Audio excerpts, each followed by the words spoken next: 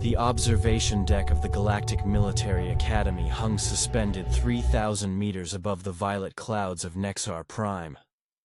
And Cadet Marcus Reed stood there alone, watching dropships descend like falling stars through the evening sky. He did not turn when footsteps approached from behind. Quite the view, is it not? The voice belonged to Commander Thrax, a Vorlani whose species had conquered 17 systems before humanity ever left Earth's atmosphere. His 4 eyes gleamed in the fading light, 2 watching Marcus, 2 scanning the horizon with that predatory awareness his kind never quite abandoned. "Commander." Marcus nodded once, crisp and military, though his hands remained clasped behind his back rather than snapping to attention. Thrax moved to stand beside him, his chitinous armor clicking softly with each movement. "Tomorrow begins the Crucible Trials. You understand what this means?" "I understand perfectly, sir. Do you?" Thrax's mandibles clicked together.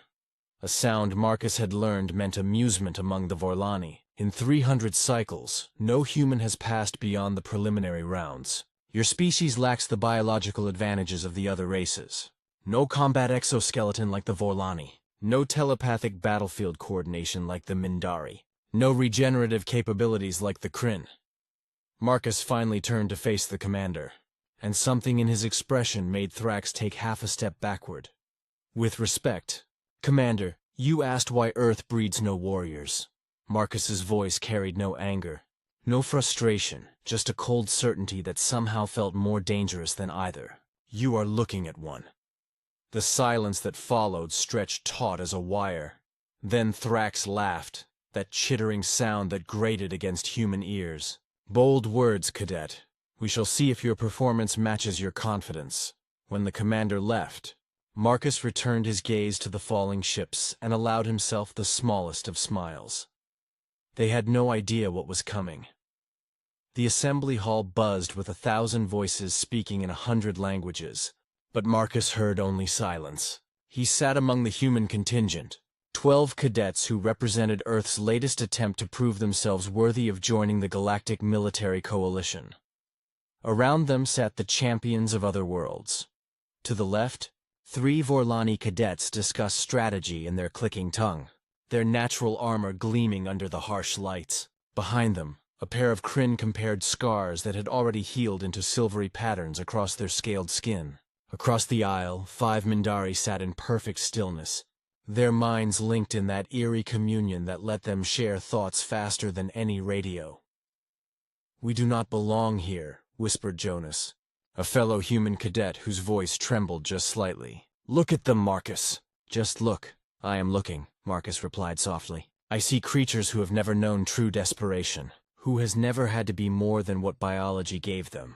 Elena, seated on his other side, leaned in close. "What are you planning?" "Planning?" Marcus raised an eyebrow.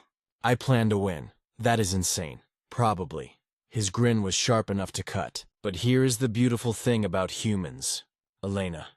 We have been doing insane things since we climbed down from the trees and decided to hunt animals 3 times our size with pointed sticks." Before she could respond, the lights dimmed and Headmaster Korvax stepped onto the central platform. The Mindari's presence filled the room like gravity, his consciousness brushing against every mind in the assembly. Marcus felt it like cobwebs across his thoughts and pushed back, hard. Korvax's 3 eyes narrowed slightly in his direction before he spoke. "Cadets, tomorrow you enter the Crucible. Only 10% of you will advance beyond the first trial. Half that number will see the second. And of those who reach the final challenge," he paused, letting the silence build, "perhaps 1 in 50 will earn the rank of Coalition Warrior." Murmurs rippled through the crowd. "The trials test everything," Korvax continued. "Strength, speed, intelligence, adaptability, survival instinct. Many of you possess advantages granted by evolution. Some of you were bred specifically for combat." His gaze swept across the human section, and Marcus could have sworn he saw pity there. "Others come from worlds that produced no such gifts. That is not your fault. It is simply reality." Marcus stood up. The entire assembly hall went silent. Cadet Reed.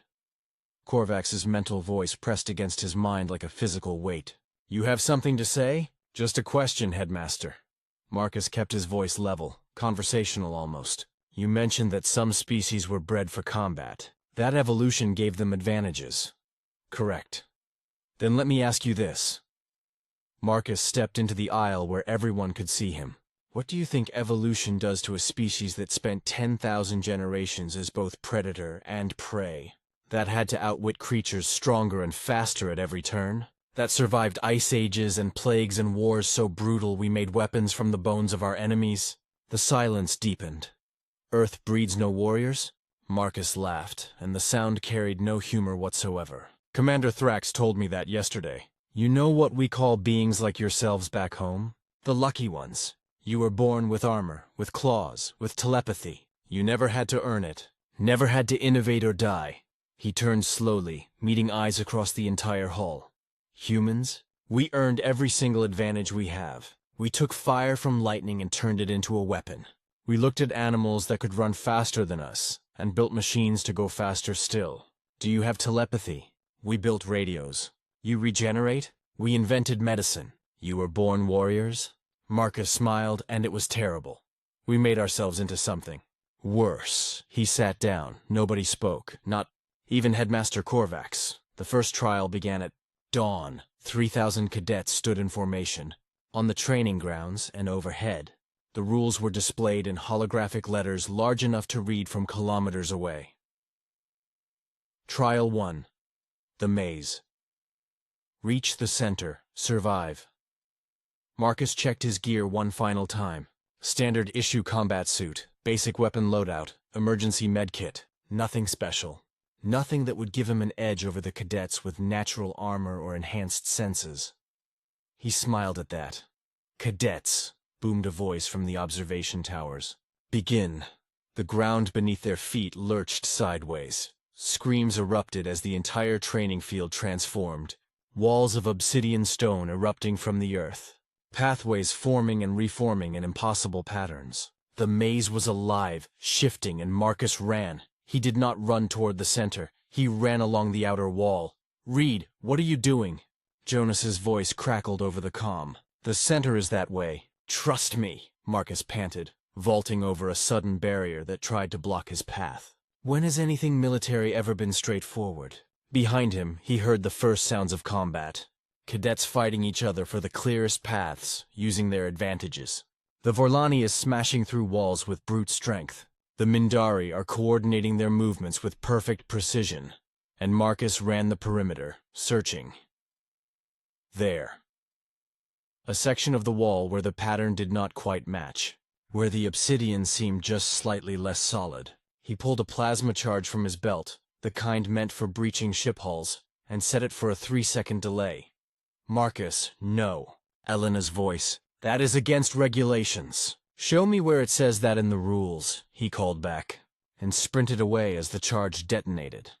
The wall exploded outward, revealing not the maze interior but a shaft leading down toward the true center. Marcus did not hesitate. He jumped. The fall lasted forever and no time at all, his suit's dampeners screaming in protest as he plummeted through darkness. He hit water hard enough to knock the breath from his lungs, sank deep into frigid blackness, then kicked upward. He broke the surface in a chamber lit by bioluminescent fungi, and there in the center stood a pillar with a single glowing marker. The real finish line. Marcus hauled himself onto the platform and pressed his hand against the marker. It flared brilliant white. Trial complete, announced a mechanical voice. Cadet Marcus Reed. Time, 4 minutes, 17 seconds. Rank, first place. Somewhere far above, he heard the sounds of 3,000 cadets still navigating the maze. Marcus sat down on the platform, pulled out a ration bar, and waited. One by one, others would find their way here. The Mindari would coordinate their search and discover the truth. The Vorlani would eventually smash enough walls to stumble upon the shaft. The clever ones would realize the maze was a distraction. But he had been first. When Commander Thrax's image appeared in holographic form an hour later, floating above the platform where Marcus sat among the first 50 finishers, the Vorlani's expression was unreadable. Cadet Reed, explain your method. Simple. Commander. Marcus stood, meeting those four eyes without flinching. You told me Earth breeds no warriors, so I decided to show you what Earth actually breeds. He gestured around the chamber, at the exhausted, confused cadets still stumbling in. We breed survivors, innovators, beings who look at impossible situations and ask not how to win by the rules, but how to win anyway. You used explosives on Academy property. I used the tools I was issued to solve a problem. The rules said reach the center and survive. They did not specify how. Thrax's mandibles clicked rapidly, that sign of agitation Marcus had learned to recognize. Congratulations, Cadet. You have advanced to Trial 2. The hologram flickered. Do not become overconfident. What comes next will not be solved with clever tricks. Commander? Marcus called out before the image could vanish. Everything can be solved with clever tricks. You just have to be clever enough. The hologram disappeared. Elena approached, dripping wet from her own descent through the shaft. You are absolutely insane. You made it through, Marcus observed. What does that make you? She laughed despite herself, exhausted and exhilarated in equal measure. Around them, other humans began to emerge from the water. Jonas. 5 others Marcus recognized from the assembly. 7 humans are in the top 50, more than had ever advanced before. How did you know about the shaft? Jonas asked. Marcus shrugged. I did not. I just knew that any military exercise designed by beings who think in straight lines will have a solution that involves not thinking in straight lines. Humans learned that lesson 10,000 years ago. He looked up at the distant opening far above, where faint sounds of the maze still echoed. They asked why Earth breeds no warriors, he said quietly. Tomorrow, we show them exactly what kind of warriors we breed. The second trial chamber stretched before them like the inside of a dying star, all twisted metal and pulsing energy fields that hummed with barely contained power. Marcus stood with 49 other cadets who had survived the maze, and every single one of them looked nervous. Good, he thought. Fear keeps you sharp. Headmaster Korvax materialized on a platform above them, his 3 eyes gleaming with something that might have been anticipation. Trial 2 Combat Assessment. You will face opponents matched to test your absolute limits. Defeat them or be eliminated. The floor beneath them shifted, dividing into individual arenas separated by shimmering force fields. Your opponents have been selected based on psychological profiles and combat simulations. They represent your worst tactical nightmares. Korvax's mental presence pressed against them all. Some of you will face superior strength. Others will confront a speed you cannot match. A few will battle enemies who can predict your every move. Marcus felt the platform beneath his boots lock into place. There are no rules in this trial except one.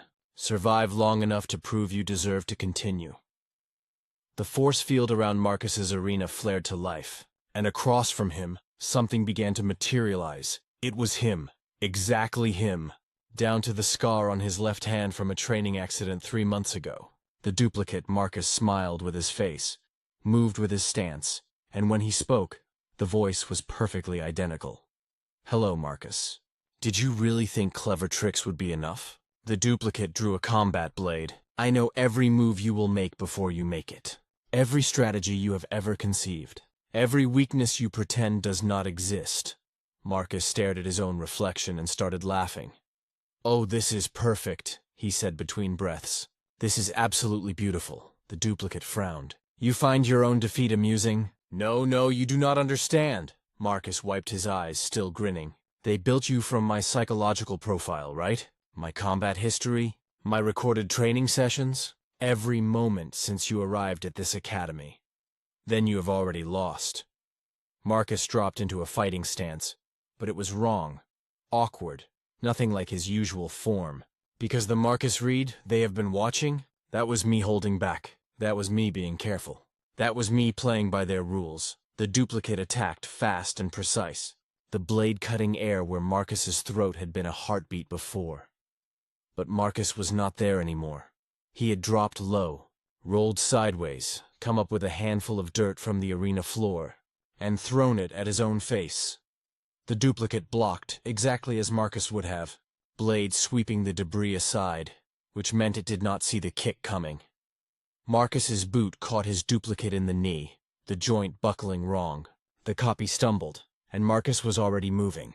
Grabbing his own wrist, twisting the blade free, reversing it, driving the point toward his own chest. The duplicate blocked again, muscle memory perfect, exactly as Marcus had been trained. So Marcus headbutted himself in the face.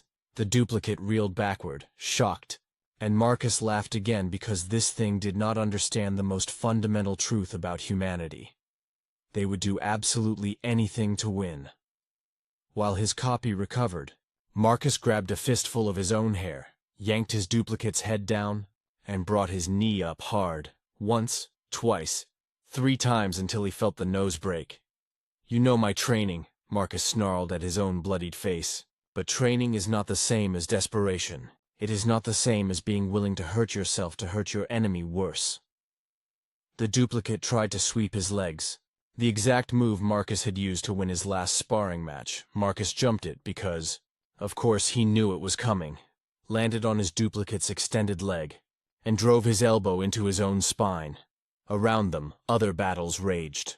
He caught glimpses through the force fields, a Vorlani cadet fighting a creature of living stone that matched his strength pound for pound. A Mindari locked in mental combat with something that had no mind to read. Elena is facing 3 opponents at once, each faster than the last, and Jonas. Marcus saw his friend surrounded by darkness, fighting shadows that kept multiplying. "Focus on your own battle," his duplicate gasped, trying to rise. "Right, sorry. Where were we?" Marcus kicked himself in the ribs. "Oh yes, you were learning that being smart is not the same as being willing to do stupid, desperate, brutal things." He grabbed his duplicate by the throat and squeezed.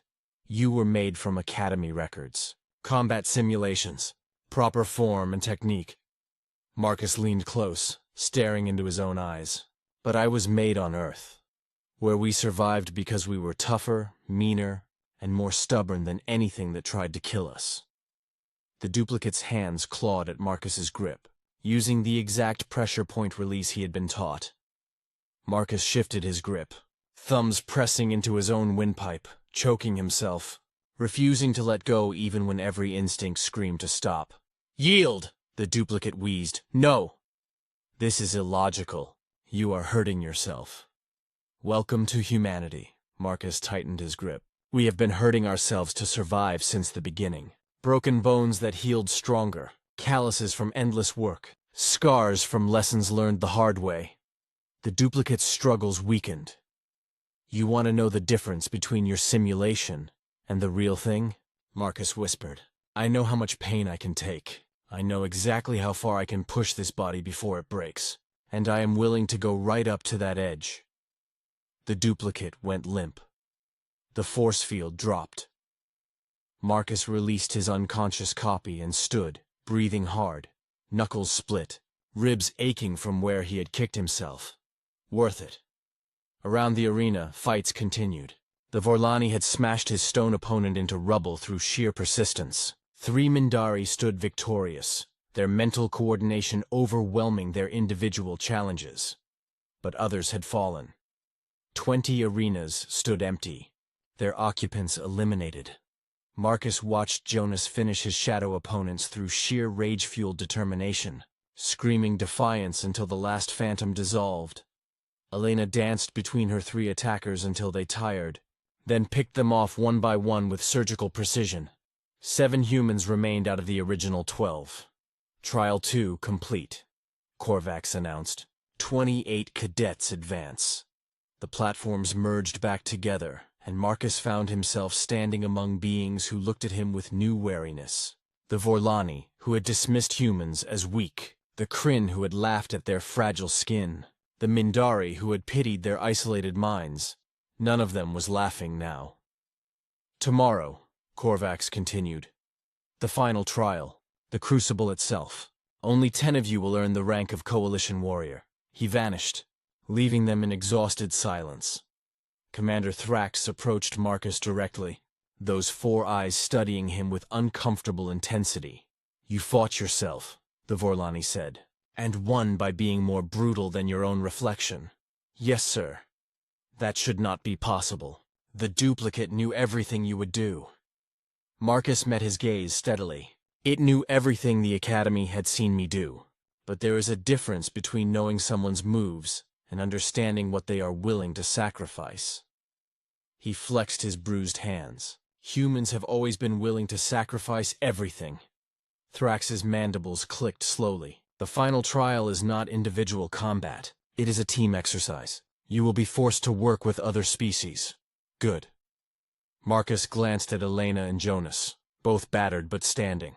Then, they will learn what happens when you give humans something to protect beyond themselves. You sound confident that other species will need your protection. No, Commander. Marcus smiled, and it was sharp.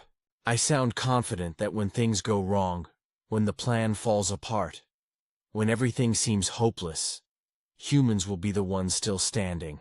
Because we have been there before. Every single one of our ancestors survived impossible odds. That is our inheritance. Thrax stared at him for a long moment, then turned away. But not before Marcus heard him mutter, "Perhaps Earth does breed warriors after all." The final trial began in darkness. Marcus stood in a staging area with 9 other cadets. Elena and Jonas are beside him. 3 Vorlani, including the one who had crushed stone with his bare hands. 2 Mindari whose mental link pulsed between them like a heartbeat. 1 Kryn whose scales had already begun regenerating from previous injuries. Your mission is simple, Korvax's voice echoed from everywhere and nowhere. Extract the target from a hostile environment. You have 1 hour. The simulation begins now. Light exploded around them. They stood in a ruined city. Buildings collapsed into skeletal remains, fires burning in the distance. And somewhere in this chaos, a beacon pulsed on their shared tactical display. The target. Standard extraction formation. One of the Vorlani grunted, already moving forward. Mindari, take point for reconnaissance. Kryn provides mobile defense. Humans, you stay in the middle where you will be safe. Marcus grabbed his arm. No. The Vorlani turned. Mandibles spread in threat. Excuse me? You heard him. Elena stepped up beside Marcus. We are not staying safe. We are going to do what humans do best. Which is? Jonas grinned, wild and fierce. Improvise. Before anyone could argue, explosions erupted across the cityscape. From the ruins emerged combat drones, dozens of them, weapons hot and targeting systems locking on. Defensive positions, the Vorlani shouted. No time! Marcus was already running, not away from the drones, but toward them, toward a collapsed building that leaned at an impossible angle. Elena, Jonas with me. Everyone else, suppress fire in 10 seconds. He did not wait to see if they followed.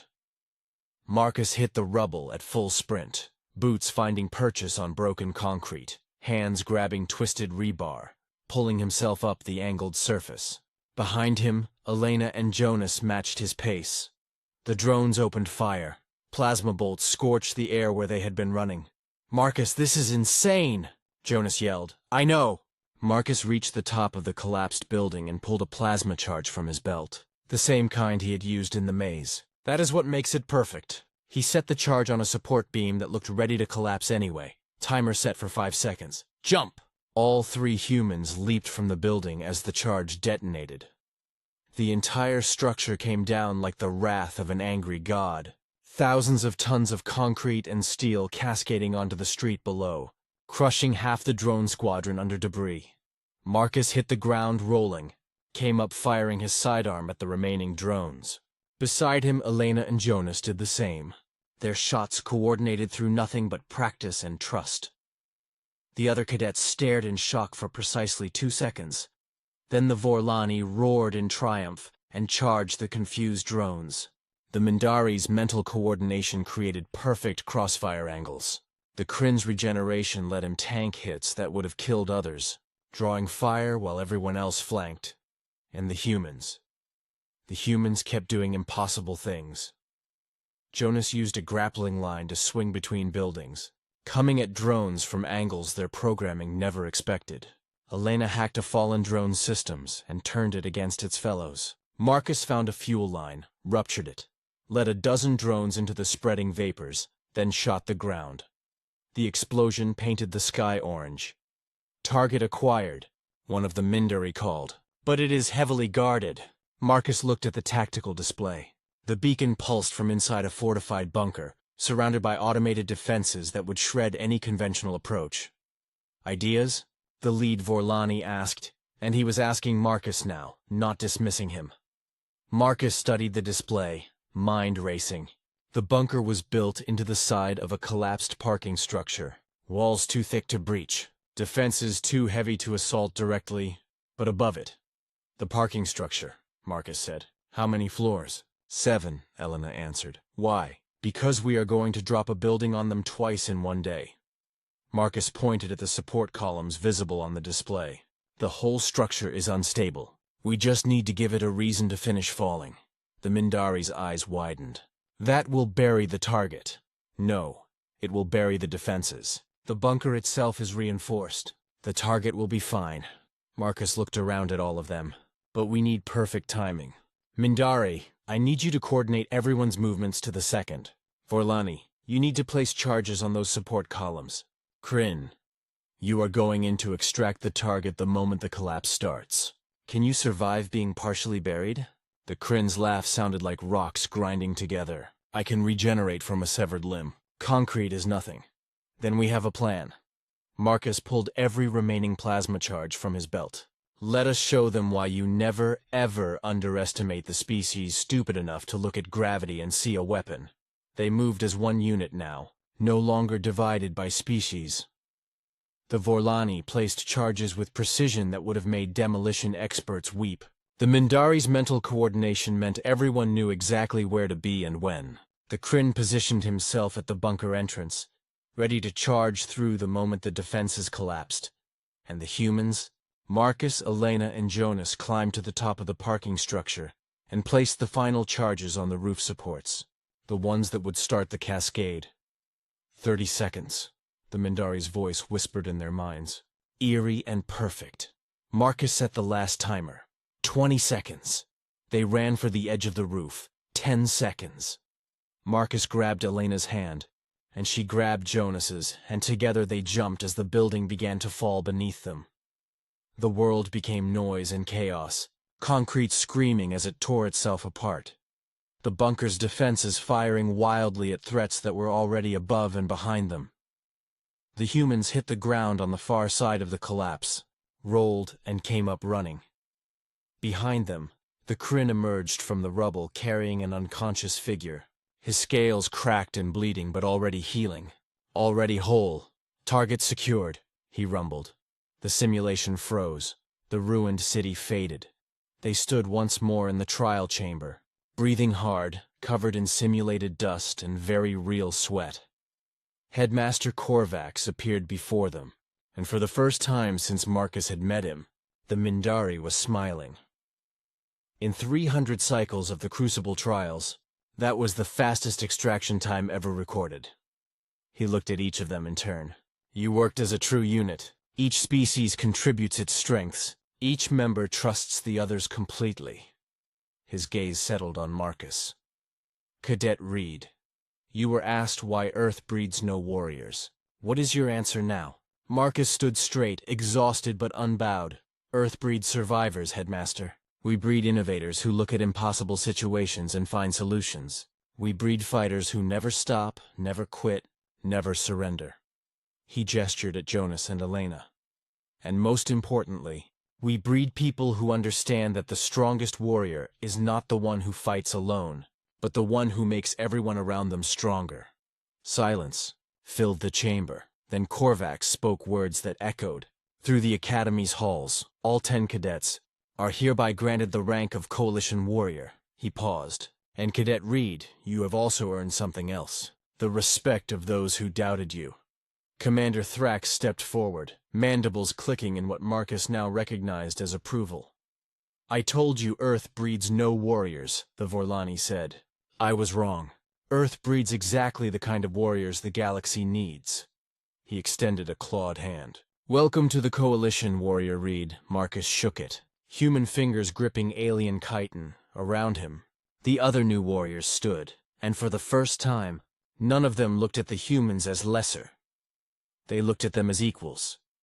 as brothers and sisters in arms, as the ones who would never give up, no matter how impossible the odds. Later, when the ceremonies had ended and the celebrations begun, Marcus stood once more on the observation deck, watching ships rise into the night sky. Elena and Jonas joined him. "We did it," Jonas said, wonder in his voice. "We actually did it. Of course we did." Elena punched Marcus's shoulder lightly. "This maniac convinced us we could." Marcus smiled, watching the stars. "You know what the best part is?" he said quietly. "Back home there are billions more just like us. Billions of humans who are survivors and fighters and innovators." He looked at his friends. The galaxy wanted to know if Earth breeds warriors. His smile turned sharp. "We just showed them the answer, and now they get to find out what happens when humans finally join the fight." Above them, the stars burned cold and eternal. Below them, the future waited, and somewhere in between, humanity had proven that the greatest warriors were not the ones born with advantages. They were the ones who earned everything they had, the ones who never stopped fighting, the ones who looked at the impossible and said, "Not today, not ever," the ones called human the end.